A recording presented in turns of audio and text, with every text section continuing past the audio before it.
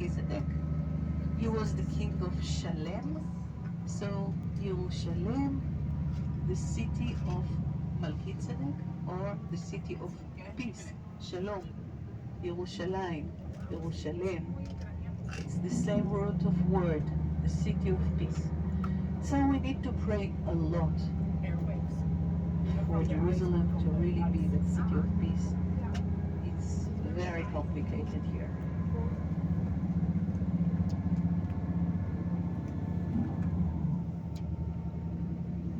Now you notice that all around us it's green and there are trees growing, but soon we'll get to a point when things are changing.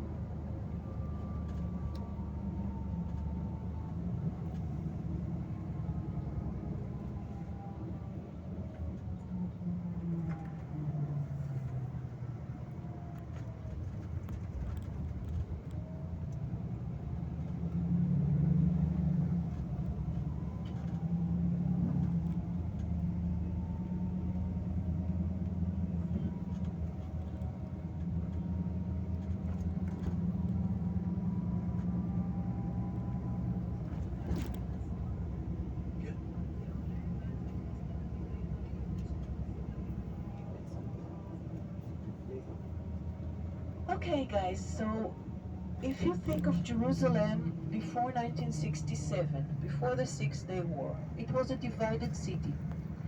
This road actually divided the Israeli section from the Jordanian section. Besides for some areas that were like islands.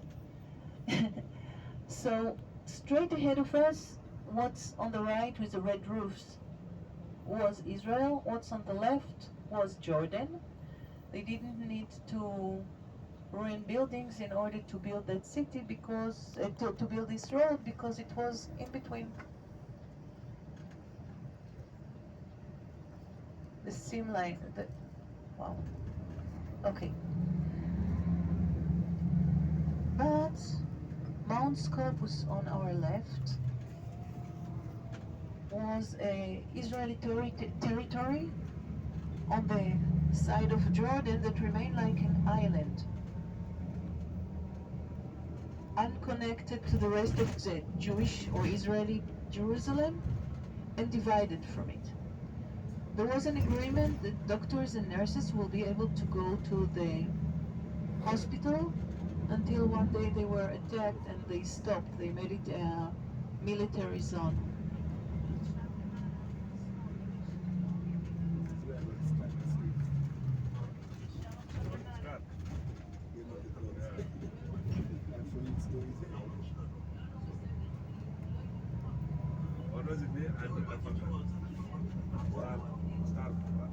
To the right, there is a valley. That is the top of the Kidron Valley. Now, if you think of Jerusalem as my fingers, there are 3 mountains and 3 valleys. Soon we're going to see it. So one is the Kidron Valley here, between Mount Olives, Mount Scopus, and the Temple Mount. The other one is the Valley of Teropeon, the Cheesemakers Valley, and the third one is the Hinnom Valley. Soon we're going to see all of them from the outlook on top of Mount Olives. Mount Olives and Mount Scopus are like one chain. Look to the right, be prepared, prepare your camera. 1, 2, 3, go.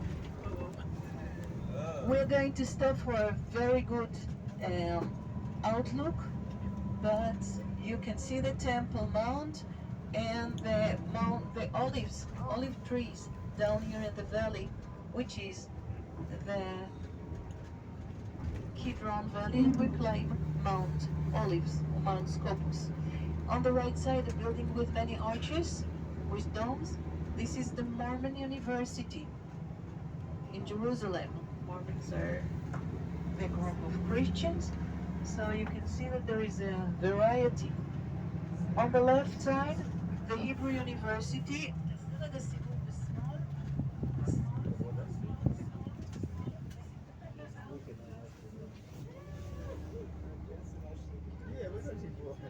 Hebrew University ahead of us. Look to the right, please. Guys, look to the right, and you can see all the way down to the Dead Sea and the Jordan Valley. תעשה סיבוב או שניים כאן, או שאם אתה יכול שמה להסתובב יותר טוב. So it goes down to Jericho. כן, כן, Now, it's on the left side of the bus. All the way down to the Dead Sea. In a good day, in a clear day, you can see the Dead Sea and the Jordan, the mountains of Jordan. So this is Mount Scopus, connected to Mount Olives as one ridge with a little lower area in the middle. This is an area of shepherds. You can see that there is green area down there, meaning that you can have your animals and you can live here as a shepherd.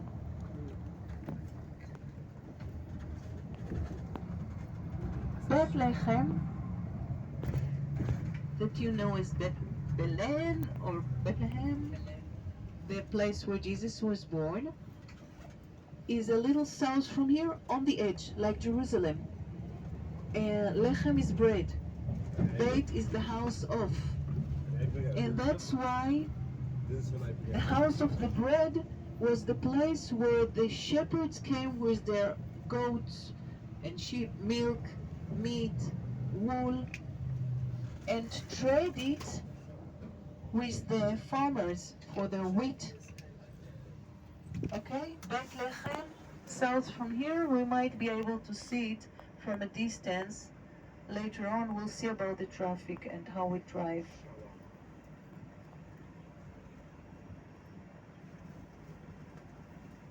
So we're now on the very top of the mountain. You see, if a drop of water is falling here, it will have to decide whether to go down to the left to the Dead Sea or to go to the right toward the Mediterranean Sea. We are really on the very top. We are in an area that was belonged to Jordan before 1967, and you can see that the majority of people here are Muslims. You can see it according to their dress. It's not written anywhere else, but they're dressed in a traditional Muslim dress. Yet, there are large areas of churches because 100 years ago, this area was empty. And there were a few monasteries, since the churches bought pieces of land up here to be close to the holy place. They built their monasteries. Each monastery is surrounded by walls for protection because it was like a desert and bad animals and Bedouin attacks. So if you look here to the right, after that parking lot, you will see a big blue gate, and that is an entrance to a monastery, Greek Orthodox monastery, a big one. You can see that they have huge territory inside, when all around outside it becomes more and more crowded. On the left side, soon you will see a school. On the right side, a hospital. The top of Mount Olives and Mount Scopus have 3 towers. We passed already at the tower of the Hebrew University, the tower of Augusta Victoria, and now we'll see the 3rd tower, which is the Russian Church of Ascension on the left side. It looks like a sharpened pencil, and you will see it in just a second. Be ready. Russian Church of Ascension. So we are now on top of Mount Olives. Now you see the church, look back. The Russian Church of Ascension.